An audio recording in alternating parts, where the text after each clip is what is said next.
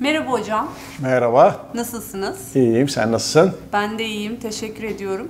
Çocuklu ailelerin çokça sorduğu bir soruyu sizinle paylaşmak istedim. Çocuğum evde öksürünce ne yapabilirim? Bu tür durumlarda siz alerji doktorları hangi görevleri üstlenmiş durumdasınız? Evet, çocuğumuz öksürüyor.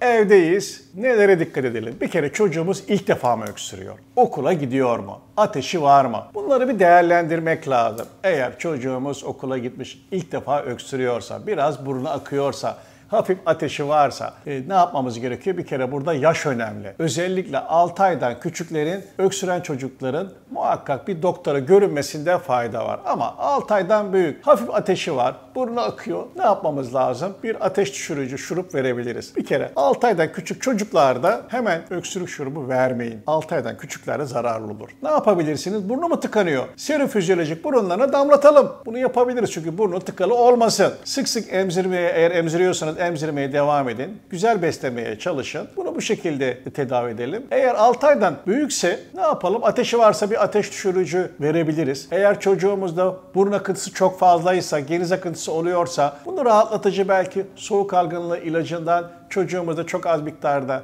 verebiliriz. Ama öksürük kesicileri, tamamen öksürük kesici ilaçları genelde küçük çocuklarda çok uygulamak istemiyoruz. Ama dikkat edeceğiniz bazı noktalar var. Gerek 6 aydan küçüklerde, gerek 6 aydan büyüklerde akciğerde hırlama varsa muhakkak nefesini rahatlatıcı bir buhar tedavisi vermenizde fayda var. Yani buhar aletine bir ilaç koyup 2 cc serum fizyolojikle buharla öksürüğünü rahatlatmaya çalışalım. 3 kez uygulayabilirsiniz. Baktık hala devam ediyorsa doktorunuza temasa geçip çocuğun muayene edilmesinde fayda var. Eğer bu tedavilerle rahatlıyorsa ateşi düşürücü verdik, burun akıntısını veya tıkanması için burunlarına serum fizyolojik damlattık. İyi gidiyor. Öksürük içinde buhar tedavisiyle biraz rahatladı, problem yok. Ancak çocuğumuzun akciğerinde hırıltı varsa, ateşi çok yüksekse, özellikle 39'dan fazla ise muhakkak bunun bir doktor görmesi, başka ilaç tedavisi gerekiyor mu, gerekmiyor mu değerlendirilmesinde fayda var. Sık görülmesi durumunda ne yapmalıyız? Eğer çocuğumuz 1 yaşından büyükse o zaman yine öksürüğü rahatlatıcı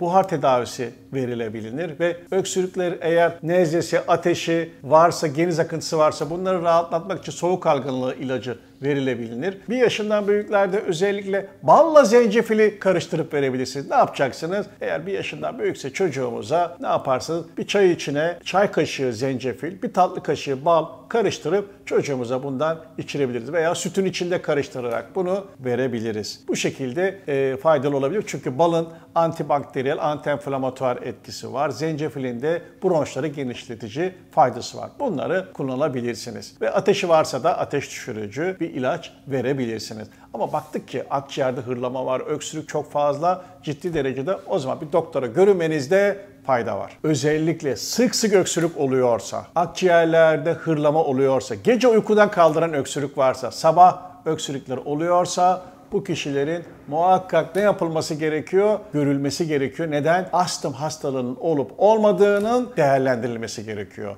Çünkü bu sık sık oluyorsa altta yatan bir astım olabilir veya sık tekrarlayan gribal enfeksiyondan dolayı akciğerlerde hassasiyet olabilir. Ondan dolayı da olabilir. Bazen de immün sisteminde problem oluyor. Bunların araştırılması gerekiyor. Öksürüğün neden kaynaklandığını nasıl anlarım? Öksürüğün neden kaynaklandığını bizim evde anlamamız mümkün değil. Onun için doktora görünmemiz, doktorun buna acaba astım mı, reflü mü? Bazen küçük çocuklarda reflüye bağlı öksürük oluyor. Buna bağlı mı? Yoksa bir enfeksiyon mu, grip mi, geniz akıntısına bağlı birçok nedenle olabildiği için bunun bir doktorun değerlendirip ona göre incelemesinde fayda var. Ne zaman doktora gidilmeli? Çocuğunuzda eğer akciğerde hırlama oluyorsa, nefes sıkışması varsa, dudakta morarma oluyorsa, ateşi 38,5'un üzerine, özellikle de 39'un üzerine çıkıyorsa, 2 haftanın üzerinde süren öksürük varsa, her grip akciğere iniyorsa muhakkak doktora görünmenizde fayda var. Bu keyifli yayın için teşekkür ederiz hocam. Alerji doktoru ile kalın. Biz teşekkür ediyoruz.